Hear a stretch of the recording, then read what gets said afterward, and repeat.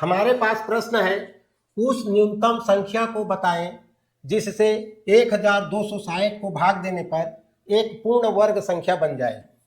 तो प्रश्न पूछे जाते हैं वर्ग संख्या बनाने के लिए कभी जोड़कर, कभी घटाकर, कभी गुणाकर। यह प्रश्न है भाग देकर वर्ग संख्या बनाना है, और भाग देकर वर्ग संख्या बनाने के लिए क्या करना है इसको तो बताएंगे ही। वैसे भी जोड़कर, घटाकर, गुणा करके अलग अलग नियमों से वर्ग संख्या बनाया जाता है। यहाँ पर प्रश्न के अनुसार हम भाग देकर यदि किसी संख्या को वर्ग संख्या बनाना होता है तो हम उस संख्या को बराबर से गुणनखंड निकालते हैं। ये गुणनखंड अभाज्य गुणनखंड होता है, जिसको सबसे पहले हम 2 से भाग देंगे। 2 छिक्का 12, 2 तिया 6, 2 शून्यम 0।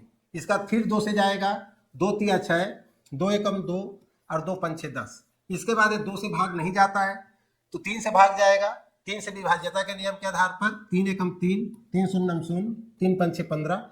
फिर से 3 में भाग जाएगा, ये 3 तिया 9 और 3 पंचे 15। इसके बाद जो है ये 3 से फिर नहीं जाता है तो अब 7 से भाग देंगे। 7 से भाग देंगे तो 7 पंचे 35। इस प्रकार 5 एकम 5। यह संख्या 2, 2, 3, 3, 7, 5 इससे भाग गया है और पूरी तरह से लास्ट में 1 आ गया। अब इसे हम देखेंगे, हमारे पास यहाँ पर 2 गुणित 2 एक बार आया है जो जोड़ा बनाते हैं, एक बार 3 गुणित 3 आया है, यह भी हमारे पास एक जोड़े बना देते हैं।